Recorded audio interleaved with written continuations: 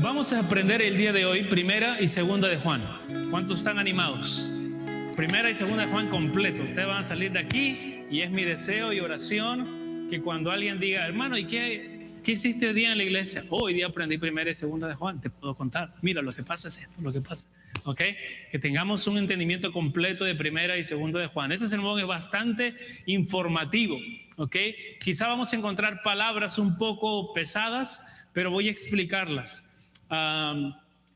Vamos a aprender de primera y segunda de Juan. No podemos llegar a tercera porque si no ya demoraríamos 2 horas, ¿ok? Pero vamos a ir primera y segunda de Juan. Y si ustedes entienden bien el contexto de todo lo que vamos a explicar, cuando ustedes lleguen a casa en la noche, de repente 4, 6 de la tarde, dense un tiempo y lean tercera de Juan.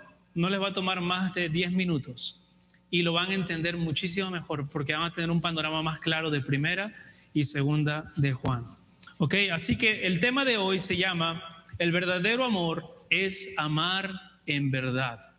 Y la verdad central del texto de hoy, de estos 2 libros, es los cristianos se aman en base a la verdad que conocen al permanecer en Jesucristo.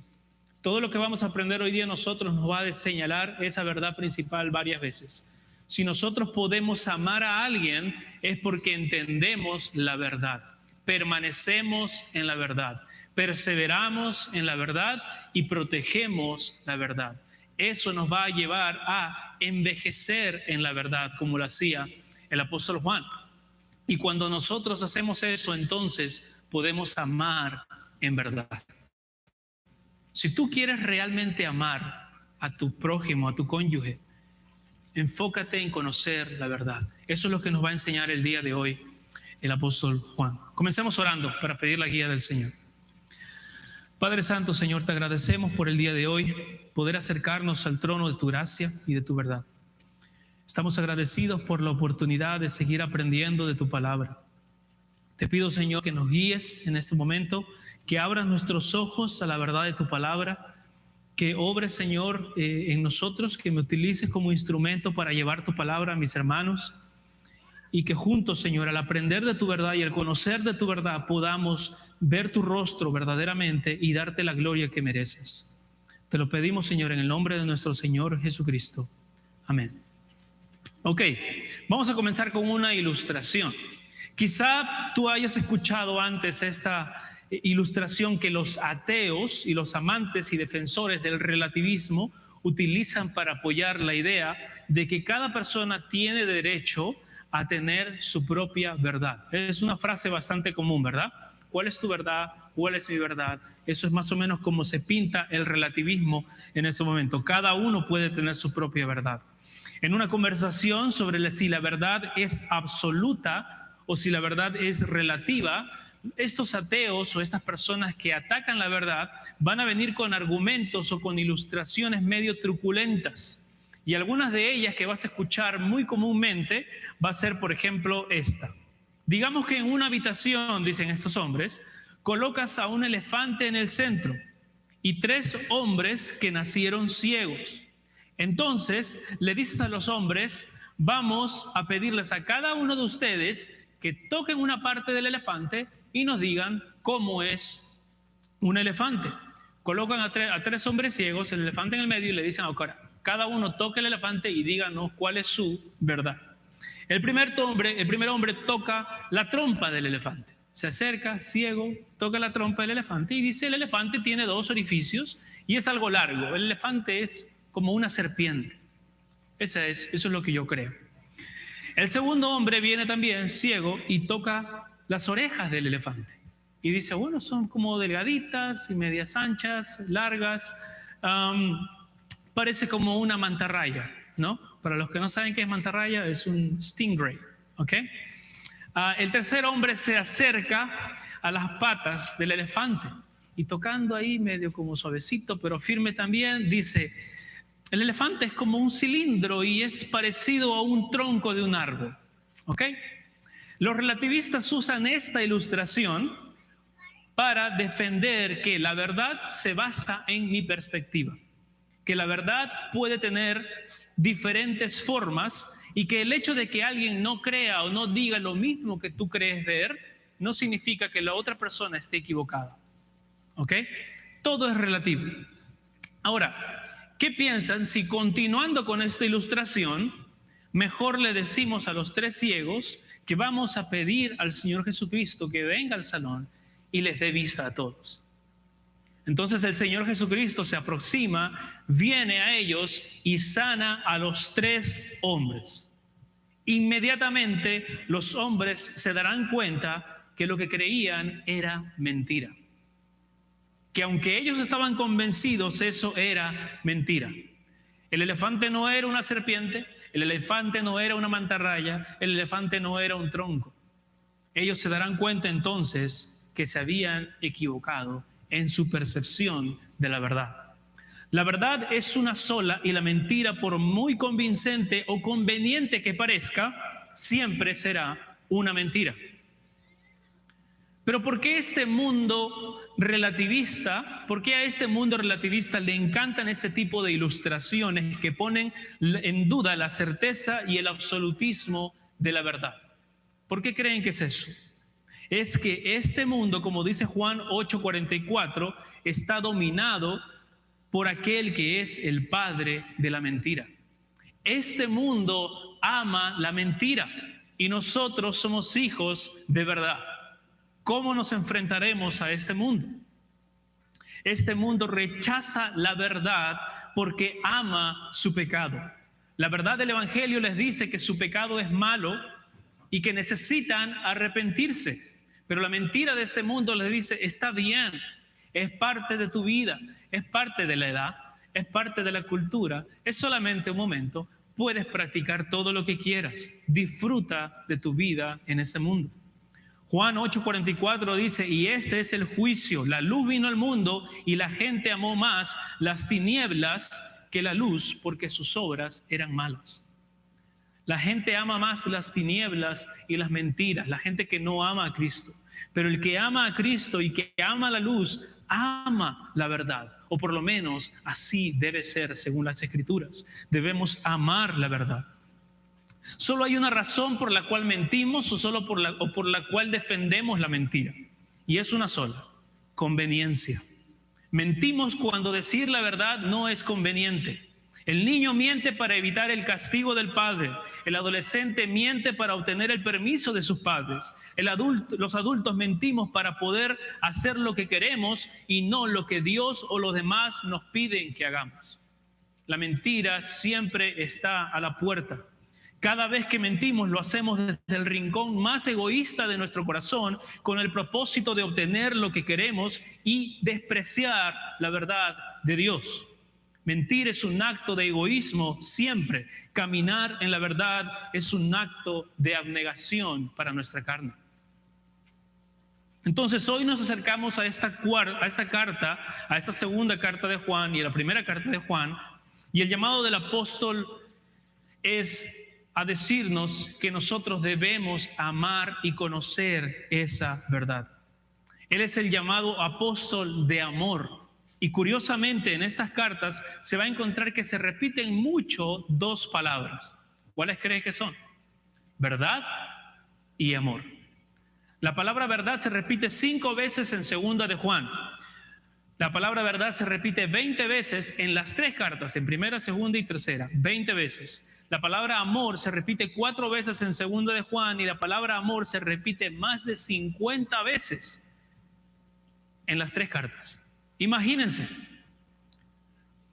Entonces, esto nos enseña que hay una relación totalmente cercana entre la capacidad que tenemos de amar con nuestro entendimiento de la verdad. Nuestra capacidad de amar está limitada a nuestro entendimiento de la verdad. Si decimos que amamos, pero no lo hacemos conforme a la verdad revelada del Señor Jesucristo, entonces no amamos. O no amamos como Dios quiere que amemos. Amamos a nuestra forma y nuestra forma siempre va a ser falible. Si una persona te dice que te ama, pero te conduce por el camino del pecado, entonces no te ama, se ama a sí mismo. Aquel que ama debe amar conforme la verdad de Jesucristo. La palabra es nuestra regla y nuestra forma y nuestra única fuente de amor. Ahora, ¿pero por qué es importante que hablemos de este tema, la verdad? La importancia de este tema es que la verdad está bajo ataque en este tiempo. Y también la verdad estaba bajo ataque en el momento en el que Juan escribe esta carta. La mentira de nuestro tiempo se llama relativismo, ¿ok? Todo es relativo. Me alegro que el evangelio funcione para ti. Para mí, yo prefiero el hinduismo, es más cool, puedo hacer yoga y está de moda, ¿verdad? Me alegra que para ti tú creas que Jesucristo es Dios, está bien, pero yo creo también en Jesucristo. Fue un buen filósofo, un buen maestro. Sí, yo lo voy a poner entre mis dioses del hinduismo. ¿Ok? Todo es relativo. Yo puedo creer una cosa sin vivir de acuerdo a eso. Pero la mentira que atacaba a la iglesia a la que le escribe el apóstol Juan se llamaba el gnosticismo. ¿Ok? Aquí es que nos ponemos un poquito con palabras nuevas. Gnosticismo, ¿ok? De la palabra gnosticismo obtenemos la palabra know en inglés, know, ¿ok? De conocer. Entonces en español sería un poco como el conocerismo, ¿ok? O el saberismo, ¿ok? Ellos eran como decir en Perú le dicen sabelotodos, ¿ok? O sabelones. Entonces ellos se proclamaban a sí mismos como hombres muy inteligentes y muy intelectuales que sabían mucho. Y en medio de su conocimiento se reunían y tenían nuevas doctrinas que enseñar. Tanto el relativismo moderno como el antiguo gnosticismo se disfrazan de movimientos intelectuales. Cuando vemos a los relativistas que hablan ahora, ellos se pintan como personas que leen mucho, personas tolerantes, personas que son personas de mundo, que conocen mucho, pero ignoran totalmente la Escritura. Y creyendo ser sabios, se hacen necios. Ambos movimientos tienen la misma intención. Tanto el relativista como el gnosticista o el gnóstico afirman sin problema: ve y disfruta de tu vida llena de placeres de este mundo. Somos humanos y es hora de dejar los pensamientos retrógradas y religiosos. ¿Pero qué es el gnosticismo? Vamos a ir un poquito más de detalle para que conozcamos este tema. John MacArthur lo explica así. El gnosticismo, ahora no estamos yendo a toda la explicación del gnosticismo, ¿ok? Porque como toda filosofía o como toda forma de pensamiento, cambia o varía dependiendo de los años en que se va adoptando, ¿ok? Esta ciencia duró mucho tiempo, cada representante le puso una cosa nueva, pero vamos a exponer de acuerdo a lo que nos importa en la carta de Juan. El gnosticismo, de la palabra griega gnosis, known en inglés, conocimiento, fue una combinación de varios sistemas de pensamiento paganos, ¿ya? O sea, mundanos, judíos, de la religión judía, y cuasi cristianos, o sea, que adoptaban cosas del cristianismo, pero no necesariamente todo. Y aparte lo combinaban eso con un poco de Platón, ¿ok? Así que ellos estaban pero confundidísimos. El gnosticismo enseñaba que el cuerpo físico era inherentemente malo o esencialmente malo. Y el espíritu era inherentemente bueno o esencialmente bueno. Ellos hacían una separación, a eso se le llama dualismo. Ese dualismo filosófico, o sea, esa forma de pensar, de separar el cuerpo y el espíritu, llevó a los falsos maestros, a los que Juan se les enfrentó, a aceptar alguna forma de deidad de Cristo. O sea, ellos decían, Cristo sí es Dios, pero negaban su humanidad. Según ellos, no podía haber tomado un cuerpo físico, ya que lo físico era malo. Entonces ellos decían, sí, Jesucristo, yo creo en Jesucristo, claro, Él vino en espíritu. Oh, pero tú dices que fue crucificado. No, Él no puede ser crucificado porque fue espíritu. Él no tiene cuerpo para sostenerse en una cruz, ¿verdad? Jesucristo era un espíritu y por eso siempre obró para bien. Algunos más adelante en el gnosticismo dirían que Jesucristo sí había tomado un cuerpo, pero que lo había fabricado en su espíritu para que parezca un cuerpo, pero que no era necesariamente un cuerpo. Por eso no sentía dolor y era espíritu y podía estar ahí. Unas ideas, la necedad, cuando analizas mucho la necedad te vas volviendo más necio, ¿no? Entonces ellos hicieron eso. El dualismo filosófico de los gnósticos también les hacía indiferentes a los valores morales y al comportamiento ético. Se dan cuenta que era una teología bastante conveniente, ¿verdad? Ellos decían entonces, yo puedo adulterar porque mi cuerpo es malo. Es mi cuerpo que está adulterando, pero mi espíritu sigue siendo bueno y sigue honrando a Dios. Sí, hermano, yo sé que yo vivo en mi pecado, yo sé que yo estoy en la mentira, en la holgazanería, pero mi espíritu, yo voy todos los domingos a la iglesia, yo voy todos los domingos a la sinagoga, yo me reúno con los amantes de Platón y con los filósofos, mi espíritu sigue siendo bueno. Qué conveniente esa teología. Para ellos el cuerpo era simplemente una prisión para el espíritu, por lo tanto, el pecado cometido en el cuerpo no tenía ninguna conexión o efecto en el espíritu. ¿Ok? Entonces, esas eran las creencias de estos intelectuales que se jactaban de saber más que los demás. Juan va a escribir sus cartas para advertir a las iglesias sobre estas herejías y va a utilizar intencionalmente la palabra saber, conocer, más de 40 veces en sus 3 cartas. ¿Ok? De esta manera, Juan parece decir, dices que sabes mucho sobre Dios, déjame mostrarte cómo se comporta alguien que realmente conoce a Dios y su verdad. Ahora, si ustedes resaltan con verde, si no tienen nada resaltado en su primera de Juan y segunda de Juan, si todavía está sticky las páginas ahí, ya, y no la han leído ahí, abran la página, pongan arriba Gnosticism, ya, con no, y luego resalten con verde cada vez que que en inglés aparece la palabra no. Y se van a dar cuenta que es bien curioso que Juan utiliza la palabra que ellos ponen, ¿verdad? Ellos han puesto Gnosticism. Ok, ellos han escrito esa palabra y han dicho yo sé. Y Juan va a responder, ok, tú dices que sabes. Así vive uno que conoce a Dios. Conocer, saber. Todas esas palabras están señalando la filosofía del gnosticismo y están viendo cómo se contradice con las escrituras. Recuerdan otro versículo de Juan cuando dice, el que no ama, no ha conocido a Dios. Muy bien, entonces siempre hay ese tipo de toque. Juan está muy específico en saber a quién está atacando.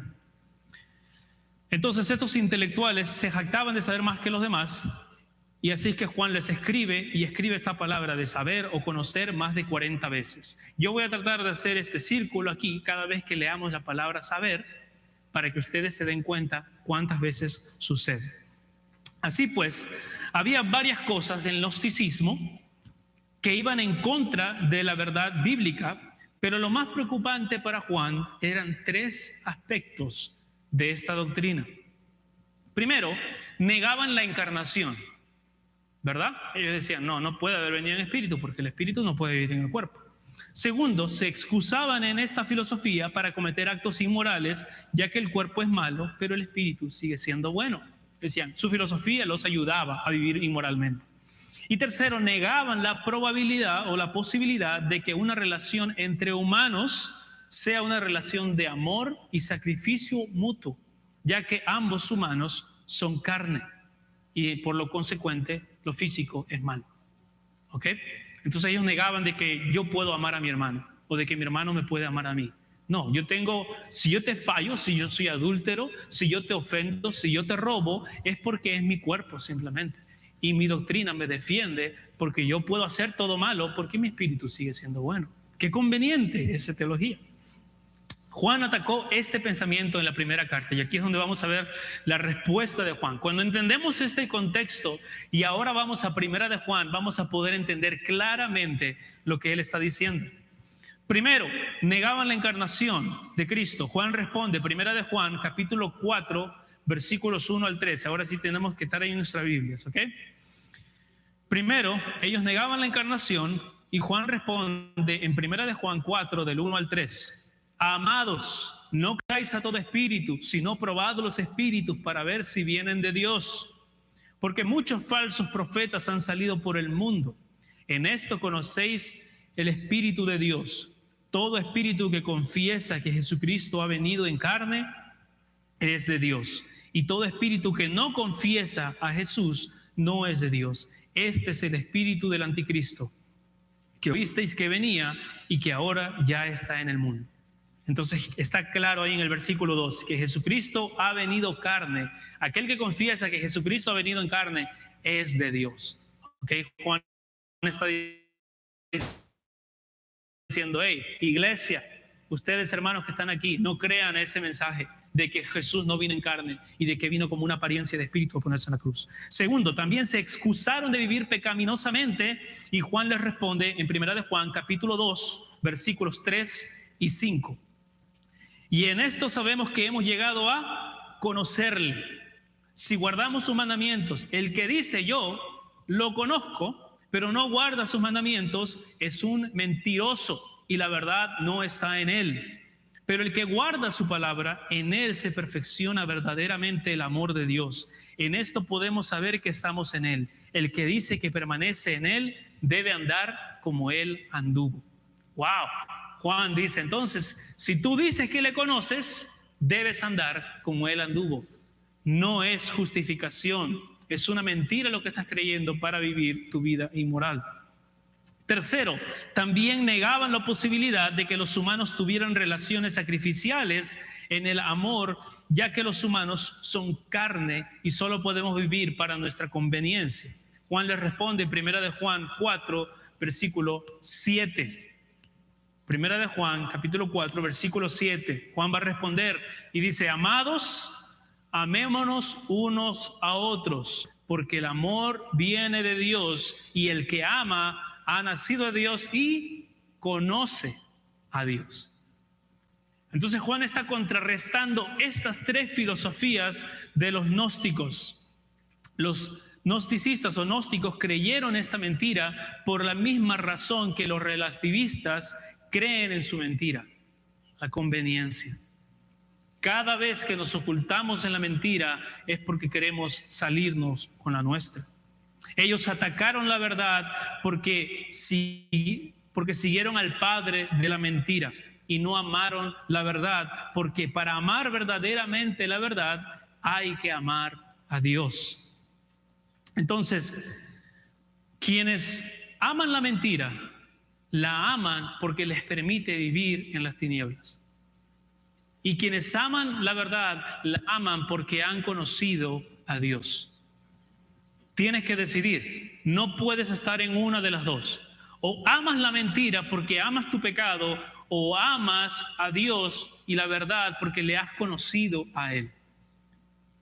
Los frutos evidencian la relación. Los frutos de obediencia evidencian la relación. ¿Con quién tienes relación? Con la luz de Jesucristo, de manera que tú vas amando cada vez más la verdad y a Dios, o con las tinieblas de Satanás que te hace amar más las mentiras y el pecado. No amar la verdad es no amar a Dios, no amar a Jesús, no amar al Espíritu Santo y no amar su palabra. Dios es el Padre de la verdad. Él es verdad. Salmo 31:5 dice, yo voy a leerlo porque vamos a hacer varios versículos aquí, pero pueden tomar nota. Dios el Padre es verdad. Salmo 31:5. En tu mano encomiendo mi espíritu. Tú me has rescatado, Señor, Dios de la verdad.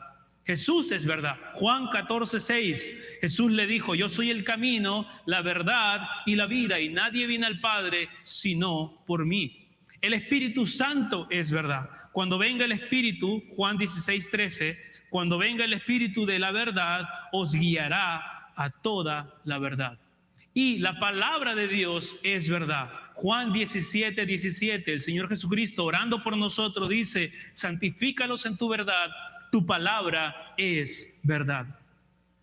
Así que Juan ve esta congregación y les escribe para evitar que caigan en la mentira y dejen la sana doctrina.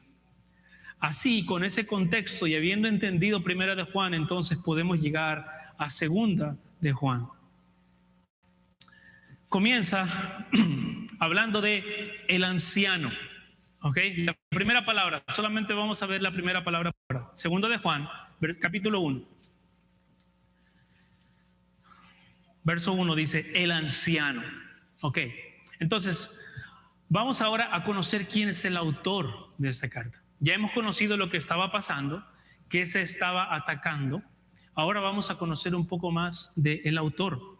¿Quién es el apóstol Juan? Hoy vemos a este anciano llamado el discípulo de amor. Para ese momento Juan debe tener 90 años. ¿Ok? Él conoció al Señor Jesucristo cuando él tenía 20, ahora tiene 90 años. Este hombre es llamado el discípulo de amor y la verdad. Pero Juan no siempre fue así. Juan fue este hombre que al principio de su discipulado en el Señor Jesucristo, cuando los hombres no estaban escuchando a Jesucristo, él dijo: Señor Jesucristo, ¿quieres que mandemos a bajar fuego del cielo como lo hizo Elías y los consuma? Imagínense ese apóstol de amor pidiendo que caiga fuego y los consuma a los hombres que no prestaban atención. Juan también pidió al Señor en una ocasión: concédenos que en tu gloria nos sentemos el uno a tu derecha y el otro a tu izquierda. En Marcos 10:37. Impulsivo y avaricioso. Se parece mucho de nosotros cuando estamos más jóvenes, ¿verdad? Todos están mal, yo solamente estoy bien. Yo quiero ganarlo todo, dámelo todo a mí, nada a los demás. Juan era un joven amante de sí mismo, desafiante e irreverente. Tenía más amor propio que deseo de servir o amar a los demás. Así llegó. Esa era la materia bruta que fue entregada al Señor Jesucristo. Pero luego, él va a pasar 3 años de discipulado intensivo con nuestro hermoso y bondadoso Señor de misericordias, con nuestro Señor Jesucristo. Y él le enseñaría en Juan 15, versículos 4 al 5, y le dice: permaneced en mí, como yo también permanezco en vosotros. Ningún sarmiento puede dar fruto por sí mismo, debe permanecer en la vid. Tampoco vosotros podéis dar fruto si no permanecéis en mí. Yo soy la vid y vosotros los sarmientos. Si permanecéis en mí y yo en vosotros, daréis mucho fruto. Separados de mí, nada podéis hacer.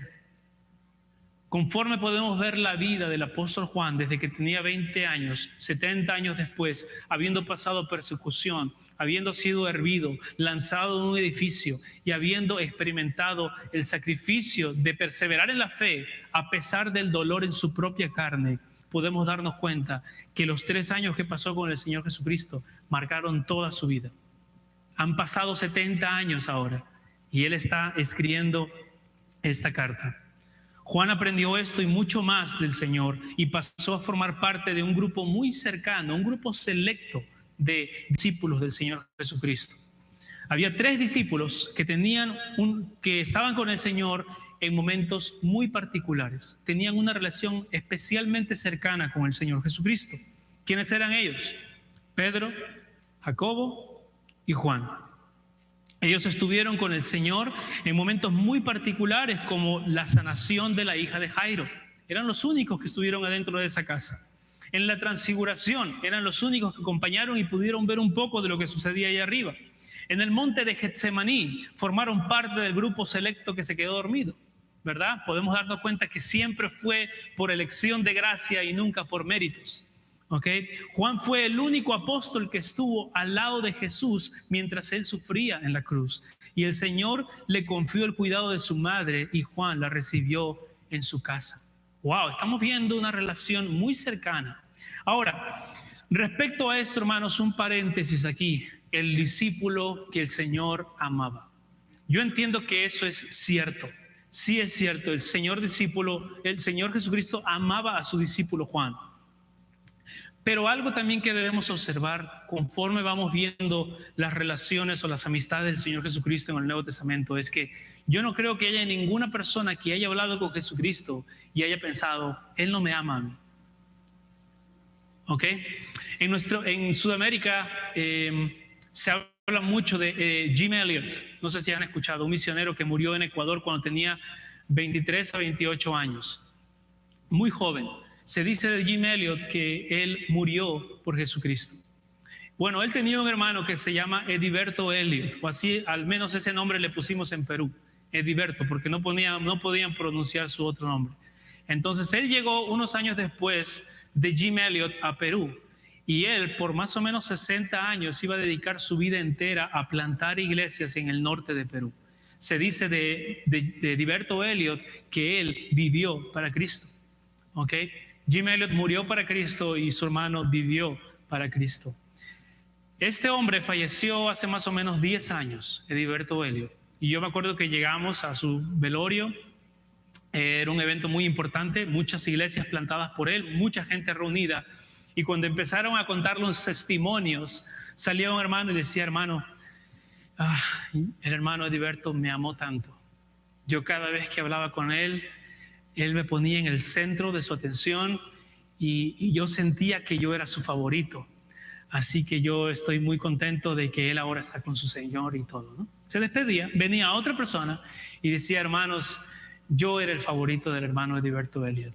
Él me amaba tanto. Cada vez que yo le llamaba o le pedía algo, él siempre estaba para darme tiempo, para aconsejarme, para servirme, para ayudarme en cualquier cosa que quisiera pasar. Luego pasaba otro hermano y decía: hermanos, yo era el favorito del hermano Ediberto Elliot.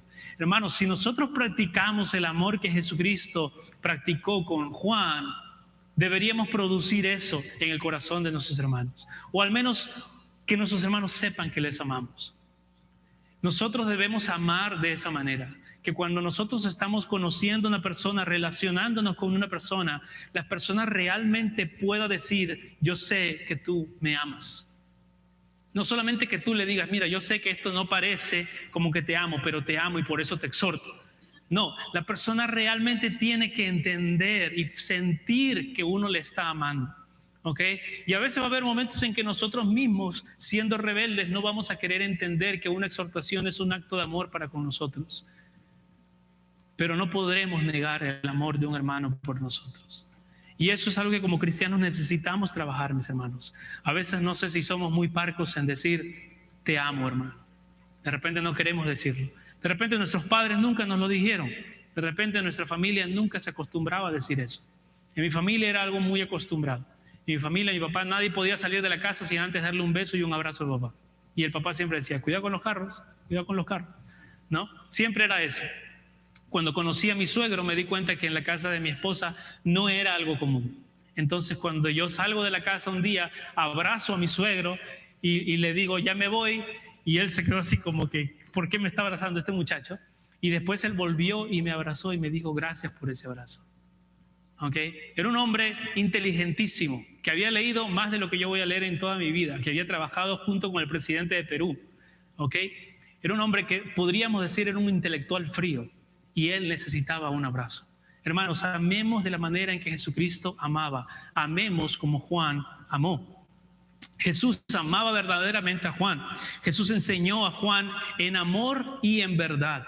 Y hoy vemos el fruto. Aquel hijo del trueno, que antes era hijo del trueno y quería tener un asiento a la derecha del Señor, ahora solo quiere que sus hijos pequeños se amen en la verdad. Veamos el impacto del discipulado del Señor. Este anciano se levanta para proclamar la verdad, pero también para defender la verdad. Este anciano que en su vejez, aún en su vejez, despierta al hijo del trueno que tiene dentro, pero ahora no lo hace para ganancia o beneficio propio, sino para defender a sus hijitos más pequeños, para defender la verdad del Evangelio.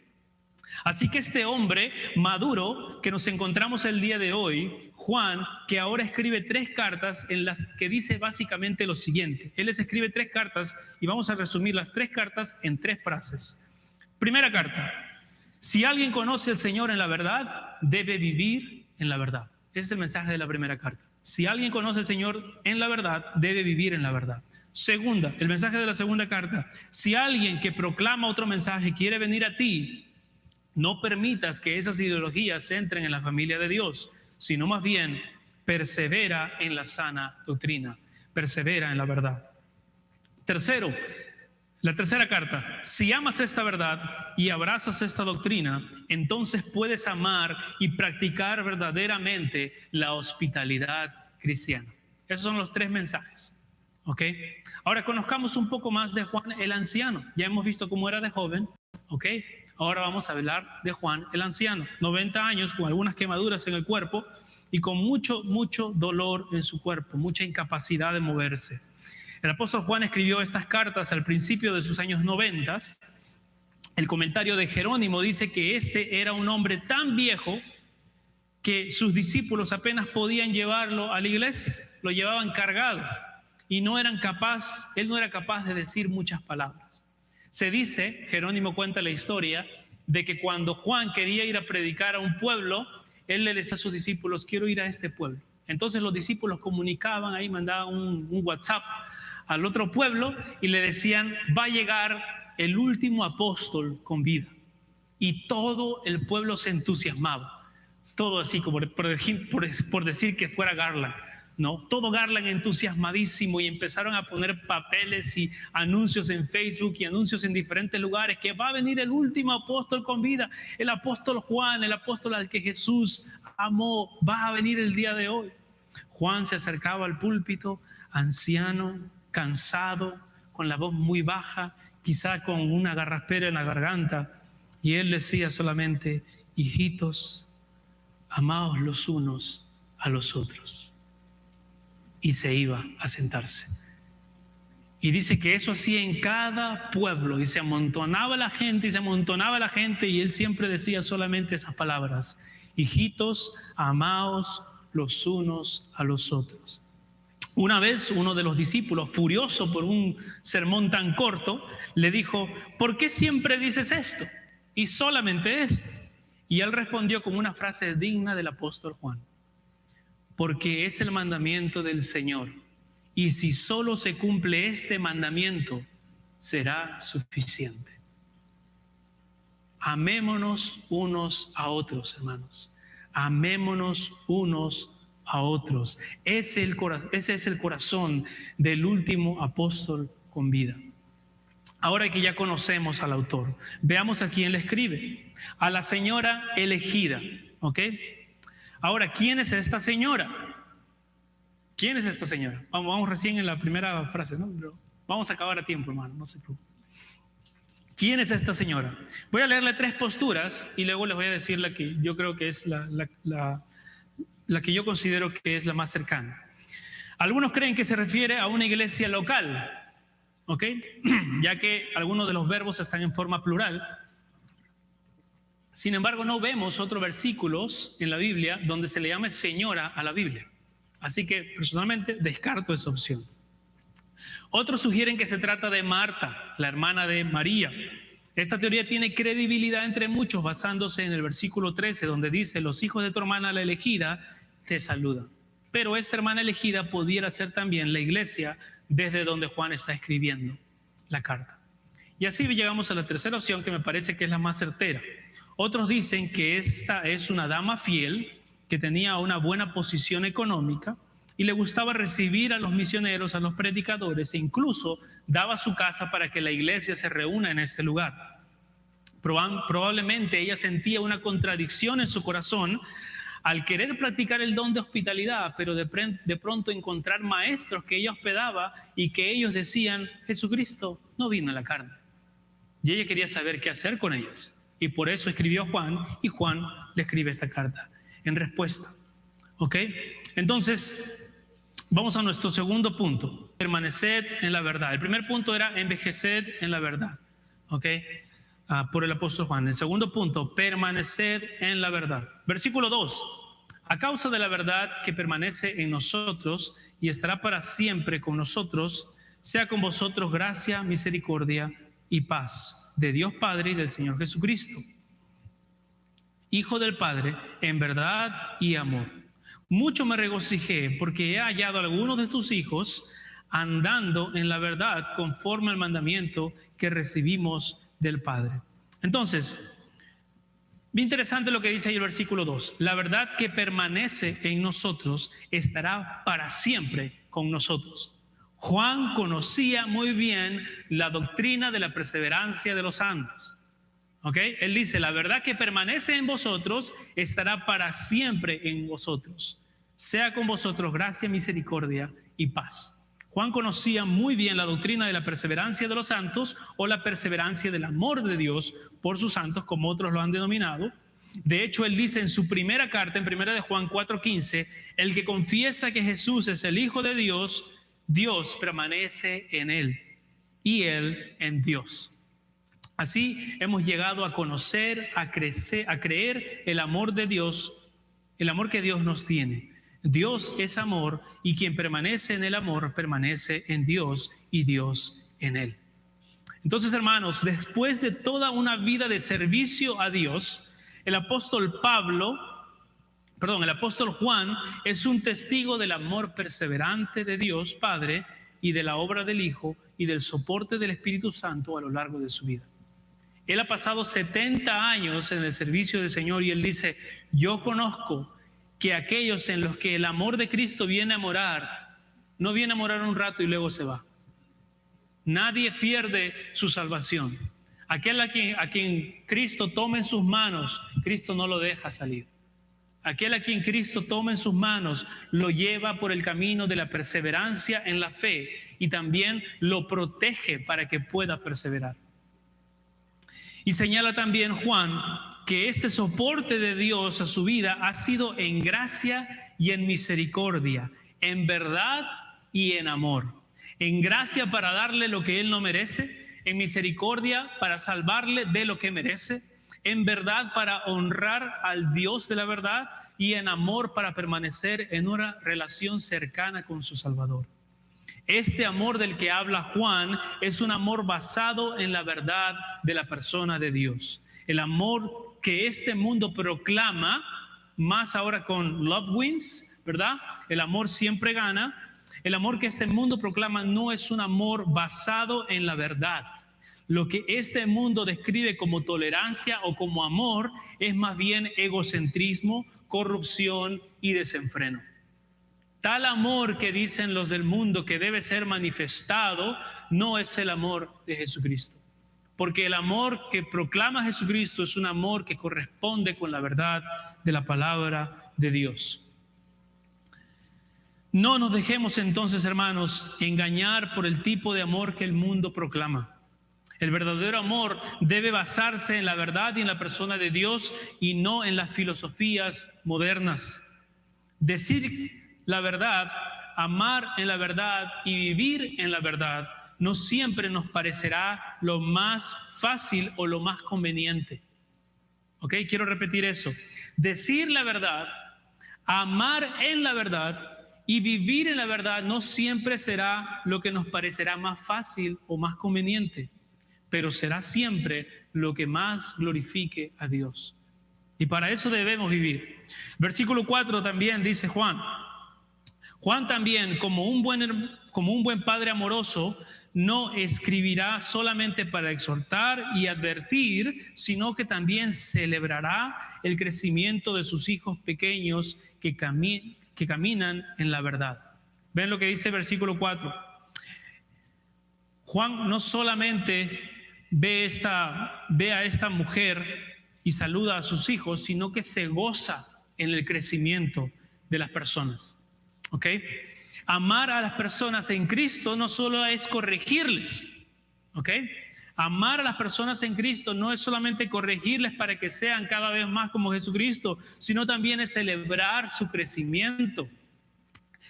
Celebrar el crecimiento de las personas en una comunión cercana y alegre.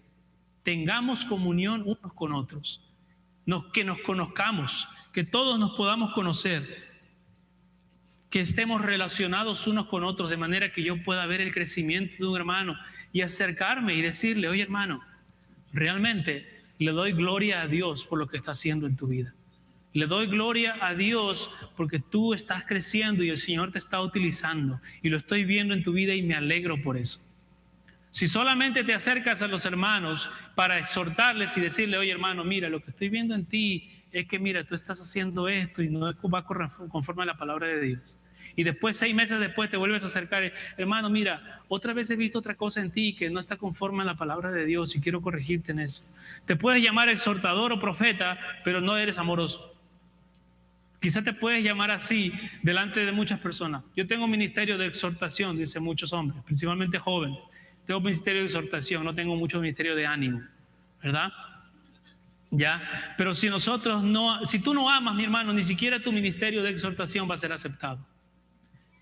Cuando Pablo exhortó a Pedro en Hechos, capítulo 17, me parece, en Gálatas, cuenta Pedro cómo había pasado esta exhortación.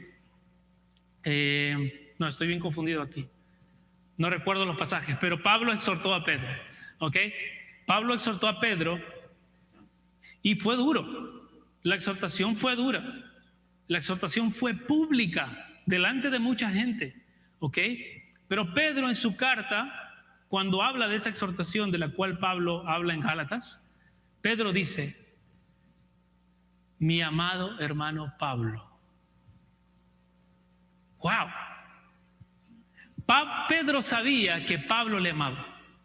Pedro sabía que él se había equivocado y que la exhortación pública correspondía a un acto de diluir el evangelio públicamente. Pedro se había equivocado públicamente y estaba dando un mal ejemplo públicamente, y Pablo lo exhortó públicamente.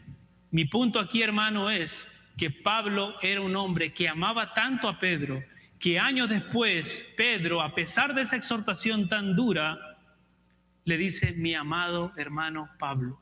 Mi punto aquí no es, hermano, que ahora digas: yo puedo exhortar a alguien públicamente, porque tú no eres Pedro ni el hermano es Pablo. No, porque tú no eres Pablo ni el hermano es Pedro. ¿Ok? Entonces cuidémonos de eso, pero obtengamos la verdad que nos está mostrando aquí. Si todo el mundo que tú has exhortado alguna vez en tu vida te odia, algo estás haciendo mal. ¿Ok?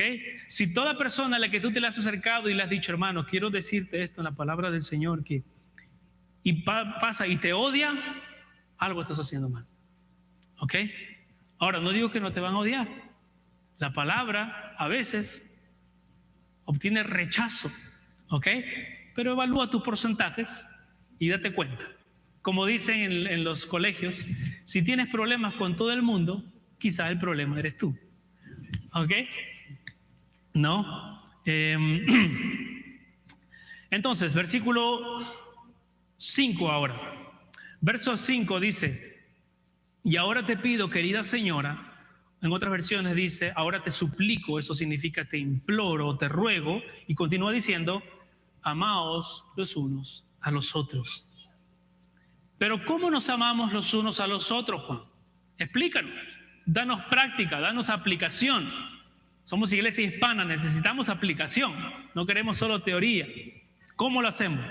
Versículo 6, está la respuesta. Y este es el amor, que andemos según sus mandamientos. Ahora, ¿recuerdas quién dijo algo parecido antes? Nuestro Señor Jesucristo. Lo dijo en Juan 14:15. Si me aman, guardarán mis mandamientos. Y Juan 14:21 también dice: el que tiene mis mandamientos y los guarda, es el que me ama. Y el que me ama será amado por mí, y yo le amaré y me revelaré a él. ¡Wow! Pongamos atención un momento a este versículo 14:21. Jesucristo está diciendo que si tú le amas y obedeces sus mandamientos, Él va a hacer dos cosas. Él te va a amar y se va a revelar a ti. ¿Quieres más luz de Jesucristo? ¿Quieres conocer más de Jesucristo? ¿Quieres tener una mayor visión de gloria en gloria, como habla Pablo? Ámale, guarda sus mandamientos y Él te amará y se revelará a ti. ¿Ok? Estamos hablando de nueva revelación, por si acaso. ¿Ok? Estamos hablando de iluminación en nuestro corazón. Jesucristo se nos muestra más por medio de su palabra. Entonces, ¿entiendes realmente estos versículos, hermano? No está diciendo, ojo, no está diciendo que para amarme debes obedecer. No está diciendo eso. ¿Ok? Está diciendo: si me amas, me obedecerás. La obediencia no es la raíz de la relación. La obediencia es el fruto de la relación. Si tú pones la obediencia como la raíz de la relación, vámonos, se acabó, no funciona esto. No podemos hacer nada. Pero la obediencia es el fruto de la relación. Por eso, hermanos, cuando encontramos un hermano desanimado, que de repente no está sirviendo en la iglesia, que de repente no ayuda con una cosa, que de repente tiene una mala actitud, ¿cuál debe ser nuestra primera oración y nuestro primer ánimo hacia esa persona? Ven, hermano, sirve, involúcrate, ven acá, estate con todo esto acá. No, eso es bueno, es parte del proceso de crecimiento. Pero el primer paso, ¿qué es? Crece en tu relación con el Señor. El fruto que nosotros vayamos a dar primero tiene que venir a nosotros. Hoy día hablábamos en la iglesia, allí en Metro, de Tesalonicenses.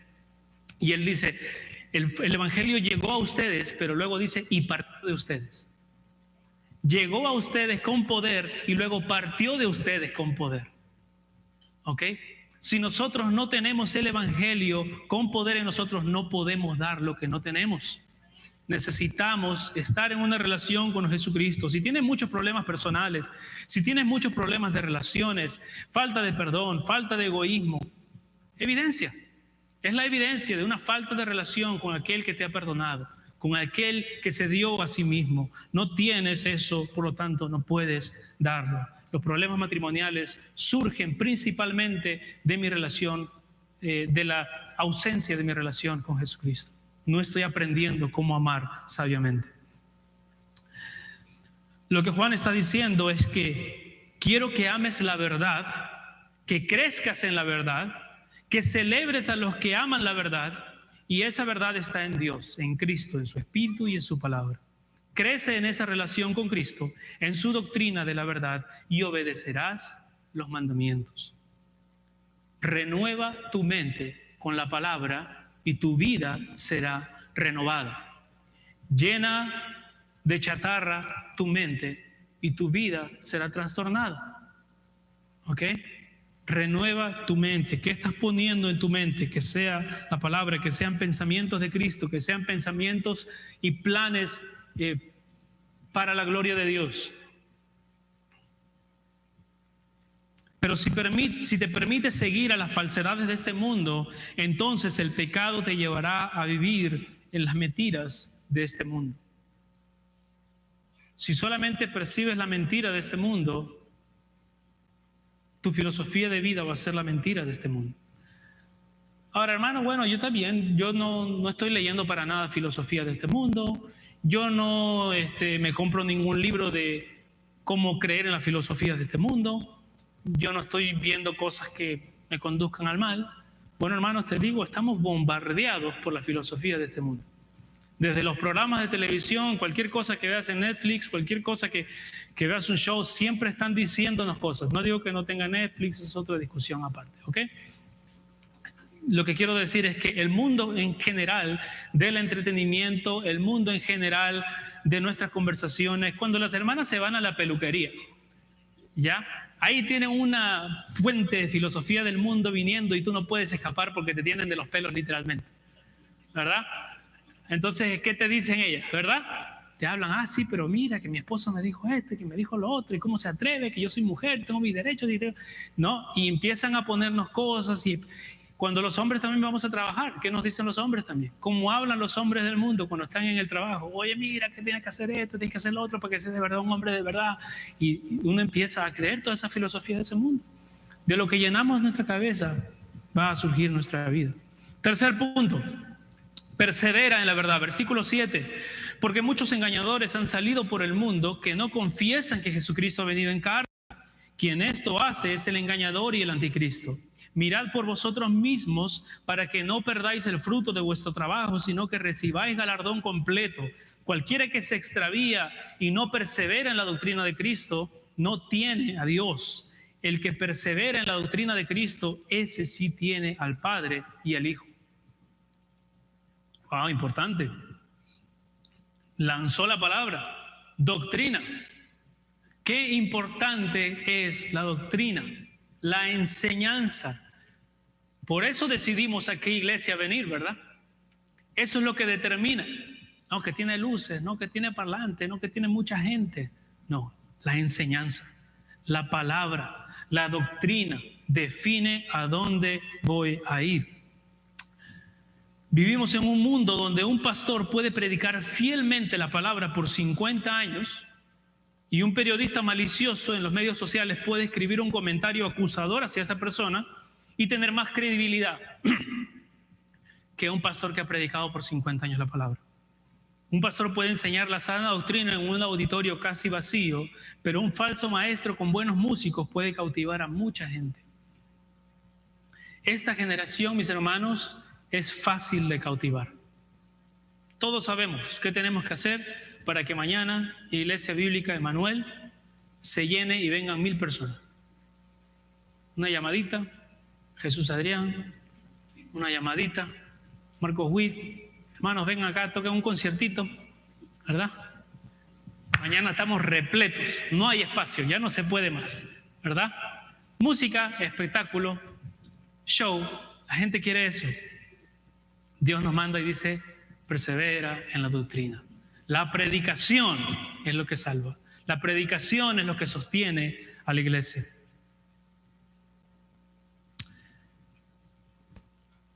Tened cuidado, dice Juan, para que no os perdáis, no perdáis lo que hemos trabajado, sino que recibáis el galardón completo. Ya hemos visto hace un momento cuál es ese galardón, que Cristo se revela más a nuestra vida.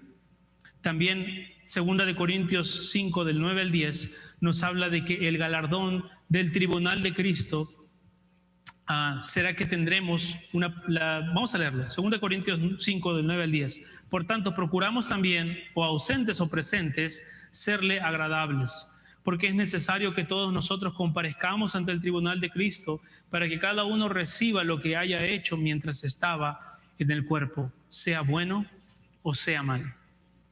Wow, entonces vamos a tener todos un encuentro con el Señor. ¿Está preparado para ese momento? Hoy día hablábamos de eso también, tesalonicenses, ¿verdad? Me decían los hermanos, pero ¿cómo sabemos entonces cuándo va a venir el Señor? No hay fecha, nadie dice nada. Seguro ahora sí, porque hay guerra, ¿verdad? Siempre ha habido guerra, desde hace 2000 años el mundo no deja de estar en guerra. Seguro ahora sí, porque hay hambre y mi país está con problemas de socialistas. Siempre han habido países socialistas abusando de su gente y países con hambre. ¿Ok? Ahora obviamente se hacen más públicas las cosas por las redes sociales y las comunicaciones. No sabemos cuándo va a venir el Señor. Lo único que sabemos que cada pasaje que nos habla del regreso del Señor nos dice una cosa que tenemos que hacer. Y no es averiguar la fecha. Nos dice, espera listo. Espera trabajando. El mensaje de 2 Tesalonicenses es, ama y sirve mientras esperas. Y eso es lo que está diciendo acá también Juan. Prepárate, conoce y sirve porque el Señor va a venir.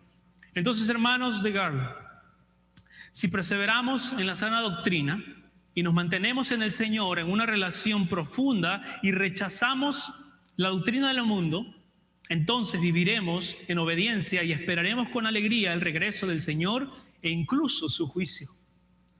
Pero si nos dejamos atraer por falsas enseñanzas humanistas que exaltan más al hombre antes que a Dios, entonces comenzaremos a alejarnos de la verdad y abrazaremos las mentiras de este mundo. No seamos de los que se alejan de la verdad y pierden el galardón, sino de los que perseveran en ellas y reciben más de Jesucristo. Vamos a nuestro cuarto punto y luego terminaremos con las últimas palabras de Juan. Cuarto punto, proteger la verdad. También tenemos un deber de proteger la verdad. Versículo 10. Si alguno viene a vosotros y no trae esta doctrina, no lo recibáis en casa ni le digáis bienvenido. Porque el que dice bienvenido participa de sus malas obras. Ahora, primero veamos lo que Juan no está diciendo. ¿Ok? ¿Qué era lo que pasaba en este tiempo? En ese tiempo, cuando venía un misionero o un predicador de otro lado a una iglesia invitada, a una casa, porque se reunían en casas, se hacían ceremonias para hacer una bienvenida. No era simplemente que, hola, ¿qué tal? Bienvenido. No era eso. Era que se hacía una celebración, ¿ok? Y esa era la reunión de bienvenida a esa persona, que honraba a la persona y al mismo tiempo le daba credibilidad delante de una audiencia de ese pueblo. Juan dice, no hagas eso con personas que no enseñan la buena doctrina. Juan no está diciendo que no debamos hablar con nadie que no sea cristiano, o que no debemos invitar a una persona no salva a nuestro grupo pequeño, a nuestras casas, ¿ok? No está diciendo eso. No está diciendo que pase cuando vea al mormón, ese ni lo saludo, ¿no? O veo a otra persona de otra religión, no, ni lo saludo, porque no debo decirle bienvenido, ni hola. No está diciendo eso. Recordemos que en la época de Juan habían predicadores buenos y malos que solían viajar de un lado al otro. Y en ese tiempo no había hoteles, hospedaje, no había Airbnb. ¿Ok? Entonces ellos iban al pueblo, llegaban y predicaban, y terminaban de predicar, ¿y qué esperaban? Yo espero un almuerzo, ¿no? Esperaban el almuerzo, pero ellos también buscaban a alguien que les hospede, porque tenían que salir al día siguiente al otro pueblo. Entonces siempre la gente hablaba y decía, oye, mira, la hermanita, la señora de ahí, ella tiene un cuarto y hospeda personas. ¿Ok? Entonces estas personas llegaban y se hospedaban en estos lugares. Y ahí es cuando esta mujer, hospedando a un hombre, escuchó a este hombre de pronto decir, sí, claro, yo creo en eso, pero Jesucristo no vino a la carne. Entonces Juan dice, no le digas bienvenido. Y no es que solamente no lo tengas en tu casa, sino que al tenerles en su casa, ¿qué significaba eso? Les daba la libertad de hablar a las personas que congregaban con ellos. Entonces lo que Juan les está diciendo es, ni siquiera hospeden a los falsos maestros. Y mucho menos dejen que enseñen en su casa donde se reúne la iglesia de Cristo. Quien hace esto participa de sus malas obras. ¿Ok? Entonces, guardémonos, hermanos, de practicar ese tipo de conductas también. De darle credibilidad o darle apoyo a personas que no predican la sana doctrina. La sana doctrina y la fiel predicación de la palabra de Dios no son un cliché religioso, ni un asunto secundario a la hora de elegir una iglesia. La sana doctrina y la fiel predicación de la palabra de Dios son el fundamento esencial de la vida de una iglesia. Rebajar el mensaje es deshonrar al Dios del mensaje. Cristo es amor y Cristo es verdad. Despreciar la verdad de la palabra es despreciar al que dio su vida por cada uno de nosotros. Entonces, hermanos y hermanas, también esta verdad nos debe motivar a orar por nuestros pastores, a orar por nuestros líderes, a orar por nuestros futuros varones que se están preparando para el ministerio o por las hermanas que están enseñando a otras mujeres. Oremos para que aquellos hombres perseveren en la predicación fiel de las Escrituras. Y cuidémonos a nosotros mismos, no sea que despreciemos la palabra de Dios cuando algo no nos guste y querramos ajustarlo a lo que nos gusta. Para terminar, veamos las últimas palabras de Juan en sus saludos finales. Versículo 12. Aunque tengo mucho que escribirles, prefiero no usar papel y tinta. En su lugar, espero verlos pronto en la reunión de Zoom que está organizando la iglesia. ¿Así dice? No, ¿verdad? No, en lo absoluto. Es increíble lo apropiado que Juan puede ser para nuestros tiempos, ¿verdad? Él dice, quiero verlos cara a cara. Espero ir a verte cara a cara para que nuestra alegría sea completa. ¿Ok? El apóstol de amor, que escribió muchas veces que tenemos que amarnos, deja claro que no hay amor sin una relación personal. Él dice, yo estoy escribiendo y puedo escribir muchas cosas, pero yo quiero verte cara a cara. Hermanos, forma práctica. Si tienes algo que exhortar a tu hermano, si tienes algo que animar a tu hermano, busca hacerlo cara a cara. Cuando tú estás cara a cara con una persona, puedes tomarle el hombro a una persona, mirarle a los ojos y decirle cuánto le amas, o de repente darle una corrección. Pero va a ser tomado muy diferente que si le mandas un texto a la 1 de la tarde cuando acabó su break y tiene que entrar al trabajo. ¿Verdad? Va a ser muy diferente. Hermanos, ya no estamos en tiempo de COVID, pero hermanos, yo prediqué este sermón en inglés cuando era tiempo de COVID. Y hermanos, qué difícil es ver que muchas personas no querían asistir a la congregación, estando en un país donde tienen todos los medios para ser atendidos. Yo entiendo las dificultades de nuestros países en otros lugares. Yo entiendo las dificultades de Perú y de Venezuela, porque congregamos con varios venezolanos. Entendemos que si tú te enfermas allá, no hay oxígeno en ningún lado. En Perú costaba $10,000 un tanque de oxígeno. Te daba el COVID, estabas muerto, ¿verdad? Tenía toda mi familia allá. Soy muy consciente de eso. Pero en este país donde si sudas, estás haciendo algo mal, ¿verdad? En este país donde todo está atendido, a veces tenemos miedo de venir a un lugar por una probabilidad de que nos pueda dar un virus. ¿Qué dirían los cristianos en China? Ellos no se ven a sí mismos como los cristianos perseguidos o como la iglesia perseguida, ¿verdad? Nosotros le llamamos así cuando estudiamos la teología y hablamos de la iglesia en China, la iglesia perseguida. Ellos no lo ven así. Para ellos el cristianismo es así. Ellos creyeron y sabían lo que les iba a costar. Ellos salen de su casa con el 80% de probabilidades de ser raptados y asesinados. Ustedes saben por qué se encontraron los manuscritos en el Mar Muerto. Es que a ellos les encantaba congregar al fondo del mar en una cueva oscura. Les encantaba congregarse ahí, por eso ellos eran surfers. No, eran perseguidos para ser quemados y asesinados. Y ellos nadaban y ellos se iban de la forma que fuera posible para reunirse en un lugar y ahí leían la escritura y ahí oraban y ahí cantaban. No importa lo que pase, ellos no dejaban de verse cara a cara para adorar a su Señor. Perseveremos, hermanos, en vernos cara a cara. Yo sé que es difícil y yo soy peruano y yo he visto en mi país iglesias cerrarse por 2 años, pero también he visto a esos mismos hermanos ir al estadio el día del partido con 50,000 personas, apabullados todos por la pasión más fuerte que existe. ¿Dónde está tu pasión? ¿Dónde está tu corazón?